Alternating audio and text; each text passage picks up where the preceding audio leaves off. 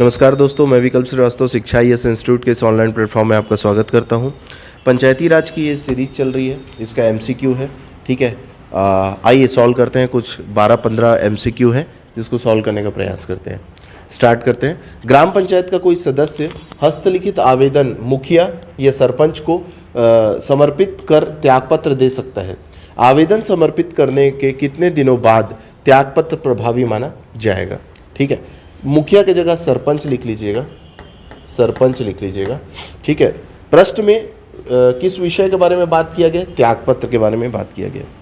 त्यागपत्र के लिए छत्तीसगढ़ पंचायती राज अधिनियम 1993 की धारा या सेक्शन 37 बात करता है। ठीक है, 37 में त्यागपत्र को के बारे में कुछ बात बताई गई है और ये बोला गया है कि पंचायत के जो पदाधिकारी रहते हैं, पदाधिकारी मतलब सरपंच, उप सरपंच, सरपंच, उप सरपंच और तीसरा पदाधिकारी रहता है पंच। ठीक है, तो अगर सरपंच को अपना त्यागपत्र देना है और उप सरपंच को अपना त्यागपत्र देना है तो वो ये त्यागपत्र विहित प्राधिकारी को देंगे, विहित प्राधिकारी को देंगे अपना त्यागपत्र। ठीक है, लेकिन पंच को अगर अपना त्यागपत्र देना है तो किसको देगा? मुखिया को या सरपंच को देगा। ठीक है, वो किसको देगा? सरपंच को देगा। अब इसमें अगली बात ये बोली गई है को समर्पित कर त्यागपत्र दे सकता है। अब इसमें बोल रहा है आवेदन समर्पित करने के कितने दिनों बाद त्यागपत्र प्रभावी माना जाएगा। आवेदन समर्पित करने के कितने दिनों बाद प्रभावी माना जाएगा। ठीक है, कितने दिनों बाद प्रभावी माना जाएगा। तो यदि ऐसी कोई स्थिति होती है जो रेजिग्नेशन से संबंधित है, जो रेजिग्नेशन से संबंधित है, और तो इसमें हमको देखना होगा कि रेजिग्नेशन, आपका जो रेजिग्नेशन है, जो अगर आप पंचायत के पदाधिकारी हैं, अगर आप पंचायत के पदाधिकारी हैं और आपने किसी कारणवश रेजिग्नेशन या इस्तीफा दे दिया है, किसको दिया है? विहित प्राधिकारी को। पंच के केस में सरपंच और इसमें विहित प्राधिकारी को रेजिग्नेशन दे दिया गया है, तो आपका रेजिग्नेशन तभी प्रभावी माना जाएगा, प्रभावी माना जाएगा जब आपकी जगह कोई कार्यवाहक आ गया है, कार्यवाहक आ गया है। सरपंच के केस में कार्यवाहक सरपंच और पंच के केस में कोई उसका स्थान लेने वाला अन्य पंच। ठीक है, अब इसमें बोला गया है, समय बताया गया है 15 दिन का। पंचायती राज अधिनियम की धारा 37 ये बोलती है कि जब कोई कार्यवाहक नियुक्त हो जाता है, ठीक है, उसके बाद इसका त्यागपत्र प्रभावी माना जाएगा। अच्छा, उससे पहले उसको ये अधिकार रहेगा कि वो अपना त्यागपत्र वापस ले ले। ठीक है, उससे पहले उसके पास उसको ये अधिकार रहेगा कि वो अपना क्या कर ले? त्यागपत्र वापस ले ले। ठीक है, तो इसका सही आंसर क्या होगा? 15 दिन। ठीक है, सही आंसर क्या होगा इसका? 15 दिन। चलिए अगला क्वेश्चन देखते हैं।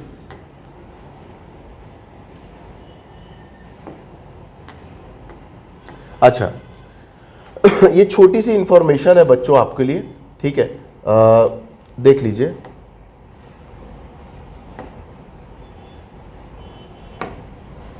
ठीक है, इसमें बोला है शिक्षा IAS इंस्टीट्यूट आपके लिए ADO की जो हमारी ऑनलाइन बैच चल रही है, ठीक है, जिसमें काफ़ी बच्चे अभी पढ़ रहे हैं, हमारे साथ तैयारी के क्रम में जुड़े हुए हैं। ADO की जो क्लास चल रही है हमारे, उस पूरे ADO के सिलेबस 5 क्रम में विभाजित है। ठीक है, ADO का जो मेन 3 हो गया, आजीविका, ग्रामीण विकास और पंचायती राज, GS का पोर्शन हो गया और लैंग्वेज का पोर्शन हो गया। ये तीनों की सेपरेट फ्रेश क्लास मिलेगी, तीनों से जुड़े हुए प्रैक्टिस सेट मिलेंगे आपको और 20 टेस्ट सीरीज आपको मिलेगी, 20 टेस्ट सीरीज मिलेगी। प्रैक्टिस सेट में आपको लगभग 1000 क्वेश्चन मिलेंगे। ठीक है, पंचायती राज में हम पेशा एक्ट, पंचायती राज में पेशा एक्ट, पंचायती राज अधिनियम 1993 और जो संविधान में, जो कॉन्स्टिट्यूशन में पार्ट 9 है जो पंचायती राज से संबंधित है, ये तीनों पोर्शन को मिला के कवर करेंगे। ठीक है, तो अगर आप ADO की तैयारी करना चाहते हैं तो आप हमारे साथ जुड़ सकते हैं। अगर आपको आजीविका की अलग क्लास चाहिए तो भी आप हमसे जुड़ सकते हैं। ग्रामीण विकास पढ़ना है तो भी, टेस्ट सीरीज बस ज्वाइन करना है तो भी आप जुड़ सकते हैं। ठीक है, तो हमारा लक्ष्य है कि कैसे भी हम आपकी तैयारी में आपका सहयोग करें। ADO की ये जो क्लास चल रही है उसमें दीपावली तक 50% का ऑफर चल रहा है। ठीक है, दीपावली तक 50% का ऑफर चल रहा है और आप चाहेंगे तो ये पूरा कोर्स आपको मात्र 500 रुपये में मिल सकता है। ये पूरा कोर्स आपको कितने रुपए में मिल सकता है? 500 रुपए में। तो जाइए इनरोल करिए। हमारे एप्लीकेशन का नाम है शिक्षा IAS इंस्टीट्यूट, ठीक है, शिक्षा IAS इंस्टीट्यूट। चलिए आगे बढ़ते हैं। ये एप्लीकेशन शिक्षा IAS इंस्टीट्यूट, ये हमारा लोगो है, इसको थोड़ा ध्यान से देख लीजिएगा इंस्टॉल करने से पहले। स्कैनर है, इसकी सहायता से भी इसको स्कैन करके भी आप क्या कर सकते हैं? डाउनलोड कर सकते हैं। आइए देखते हैं ये कौन सी समिति है जिन्हें ग्राम पंचायत को प्रशासन में पारदर्शिता और जवाबदेही में सुधार के लिए तैयार करना है, ठीक है, और ग्राम विकास में जनता की भागीदारी को सुनिश्चित करना है। तो ग्राम जल एवं स्वच्छता समिति, ग्राम जल एवं स्वच्छता समिति, ठीक है, माताओं की समिति, कार्यकारिणी समिति और लाभार्थी समिति हो गया। आपको पता है कि ग्राम पंचायत अपने काम करने के लिए बहुत सारी समितियों का निर्माण करती है और इन समितियों का उल्लेख पंचायती राज अधिनियम के सेक्शन या धारा 46 में किया गया है। 46 में ग्राम पंचायत में होने वाली स्थायी समितियों के बारे में बताया गया है और सेक्शन 46 पढ़ोगे तो आपको ये पता चलेगा कि जो कार्यकारिणी समिति रहती है उसकी ये जिम्मेदारी है कि वो प्रशासन एवं पारदर्शिता और जवाबदेही को सुधारे, ठीक है। चलिए आगे बढ़ते हैं। नेक्स्ट क्वेश्चन है, इसमें क्या बोल रहा है? निम्नलिखित में से क्या ग्राम पंचायत सचिव का कार्य नहीं है? तो इसमें जो ग्राम पंचायत के जो सचिव रहते हैं उनका कार्य नहीं है, ये बताना है अपने को, ठीक है। एग्जाम में कभी भी नहीं शब्द दिखे तो उसको पहले अंडरलाइन कर लीजिएगा, ठीक है। अभिलेखों और रजिस्टरों की व्यवस्था करना बिल्कुल सचिव साहब का काम है। ग्राम सभा के सभी बैठकों की अध्यक्षता करना बिल्कुल सचिव साहब का काम नहीं है, ठीक है। ग्राम सभा की अध्यक्षता थोड़ी नहीं करता है सचिव। ग्राम सभा के प्रस्तावों को लागू कराने के लिए कदम उठाना बिल्कुल सचिव साहब का काम है। ग्राम सभा की बैठकों का कार्य विवरण तैयार करना बिल्कुल सचिव साहब का काम है, ठीक है। तो इसका सही आंसर क्या होगा? बी। इसका सही आंसर क्या होगा? बी।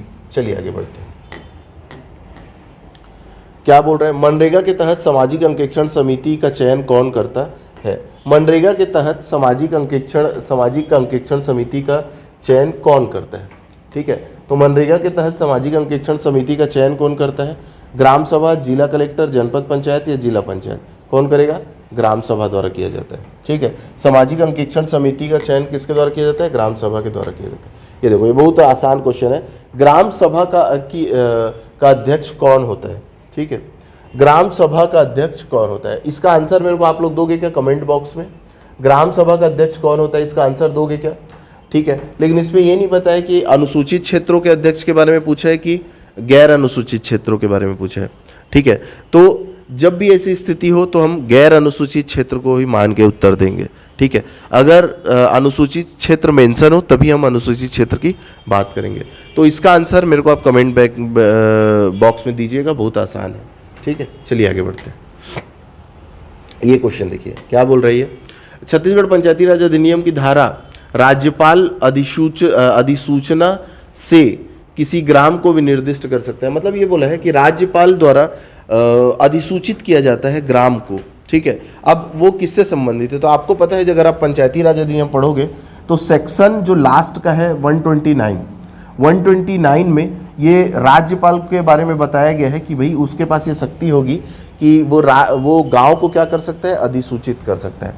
अब इसमें 129 का जो सब क्लॉज ए है उसमें गांव को, ग्राम सभा को, टोली को, क्षेत्र को आदि को परिभाषित किया गया है।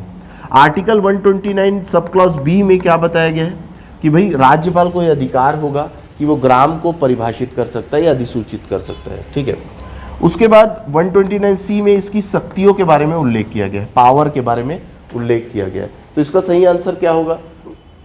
129 का मतलब ए हो गया, ये हो गया सी, ये हो गया बी, क ख ग, ठीक है। तो इसका सही आंसर क्या होगा? सी। आइए आगे बढ़ते हैं।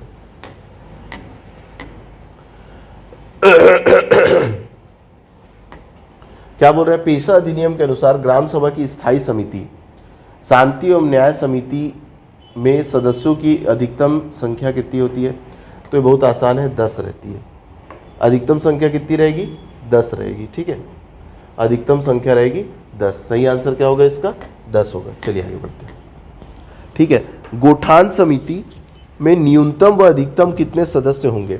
गौठान समिति के बारे में आपको पता है कि आर्टिकल 46 में अमेंडमेंट करके भूपेश बघेल की जो सरकार थी उसने गौठान समिति को शामिल किया था, और जो भूपेश सरकार की जो योजना थी जिसको बहुत प्रयास किए सफल करने का, नरवा गरवा घुरवा बारी, ठीक है, एला बचाना है संगवारी, जिस योजना के अंतर्गत आती थी उस योजना का नाम था सुराजी ग्राम योजना। तो सुराजी ग्राम योजना को लागू कराने के लिए ये अमेंडमेंट पास किया गया था, ठीक है, पिछली सरकार के द्वारा। तो गौठान समिति का उल्लेख आपको मिलेगा सेक्शन 46 में। कहाँ मिलेगा? सेक्शन 46 पंचायती राज अधिनियम के सेक्शन 46 में आपको इसका उल्लेख मिलेगा। और सेक्शन 46 में बताया गया है कि इसमें अधिकतम और न्यूनतम सदस्यों की संख्या होगी 8 से 16, ठीक है। और इसमें बोला गया है कि इसमें जो अधिकार दिए गए हैं वो प्रभारी मंत्री को दिए गए हैं, ठीक है। प्रभारी मंत्री पूरे समिति के सदस्यों का चुनाव करते हैं, ठीक है, कौन कौन सदस्य होगा। इसका जो अध्यक्ष रहता है उसका चुनाव कौन करता है? जो गौठान समिति के सदस्य रहते हैं वो मिलकर इसमें अध्यक्ष का चुनाव करते हैं लोकतांत्रिक तरीके से, ठीक है। चलिए आगे बढ़ते हैं, अगला क्वेश्चन। पंचायती राज संस्थाओं में कौन 2 पद धारण कर सकता है? बहुत आसान क्वेश्चन है। सरपंच 2 पद धारण करेगा? बिल्कुल नहीं करता। उप सरपंच 2 पद, पंच का भी 1 पद, एक उप सरपंच का। जनपद पंचायत का अध्यक्ष 2 पद धारण करता है? बिल्कुल। जनपद पंचायत सदस्य और अध्यक्ष का। जिला पंचायत अध्यक्ष 2 पद धारण करता है? बिल्कुल। जिला पंचायत सदस्य और अध्यक्ष का। तो इसका सही आंसर क्या होगा? 2, 3 और 4। सही आंसर क्या होगा? 2, 3 और 4। 2, 3 और 4। चलिए आगे बढ़ते हैं। इसके बाद देखिए, छत्तीसगढ़ राज्य में ग्राम पंचायतों की स्थायी समिति में विषय विशेषज्ञों के रूप में कितने सदस्य संयोजित कर सकते हैं? तो विषय विशेषज्ञों के रूप में आप 2 सदस्यों को संयोजित कर सकते हैं। कितने सदस्यों को संयोजित कर सकते हैं? 2। तो इसका राइट आंसर क्या है? 2 सदस्य, ठीक है। चलिए, इसमें बोला है निम्नलिखित में से क्या जनपद पंचायत का कार्य नहीं है? कौन सा काम जनपद पंचायत नहीं करता? तो एकीकृत ग्राम विकास करना बिल्कुल करता है, कुटीर उद्योग बिल्कुल करता है, सार्वजनिक मेलों का प्रबंधन, ये काम जनपद पंचायत का नहीं है। ये काम राज्य सरकार द्वारा किया जाता है या नगरीय निकाय के द्वारा किया जाता है। तो जनपद पंचायत का जो कार्य रहता है एकीकृत ग्राम विकास या कुटीर उद्योग द्वारा किया जाता है, ठीक है। चलिए आगे बढ़ते हैं। निविदत्त मत के बारे में क्या सही है? ठीक है, निविदत्त मत का क्या मतलब होता है? निविदत्त मत का मतलब होता है टेंडर वोट। टेंडर वोट किसको बोलते हैं? टेंडर वोट वो वोट होता है जब क्या होता है कि आप जैसे मान के चलो आप वोटिंग करने पहुंचे हो, आपको पता चला कि भाई मेरे साथ तो लोचा हो गया, मतलब आपकी जगह कोई और वोट दे के चले गया। आप दिखा रहे हो उसको प्रिसीडिंग ऑफिसर को कि भाई देखो मेरा चेहरा मिलाओ, मेरा आधार कार्ड, मेरा वोटर आईडी सब यही है, ठीक है। तो वो क्या करता है, आपके वोट को टेंडर वोट की तरह ट्रीट करता है। उसके मत बॉक्स में नहीं डालता, उसको अलग से एक लिफाफे में सेपरेट रखता है, ठीक है। तो उसको क्या बोलते हैं? Tender vote.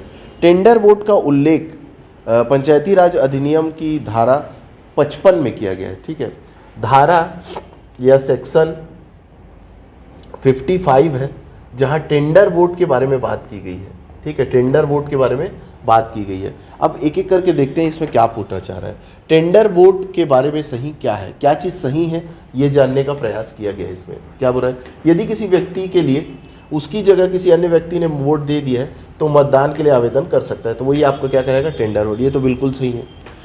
जो टेंडर वोट को मतपेटी में नहीं डाला जाता, बिल्कुल सही बात है कि भाई टेंडर वोट को मतपेटी में नहीं जाता, काउंटिंग के समय अलग से उसको काउंट किया जाता है। टेंडर वोट को मतपेटी में डाला जाता है, कतई नहीं डाला जाता, ये तो गलत है।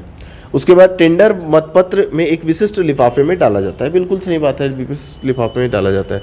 तो इसका सही आंसर क्या होगा? 1, 2 और 4। 1, 2 और 4, ये हो गया सी, ठीक है। नेक्स्ट क्वेश्चन देखते हैं बच्चे, आइए। अच्छा, ये क्या बोल रहा है? स्थायी समिति, ठीक है। स्थायी समिति के संदर्भ में क्या सही है? स्थायी समिति के बारे में आपको पूरी जानकारी कहाँ मिलेगी? पंचायती राज अधिनियम की धारा 46 में। धारा 46 पढ़ लो, पंचायती राज अधिनियम 1993 का। उसके सेक्शन 46 में आपको स्थायी समिति के बारे में जानने को मिलेगा।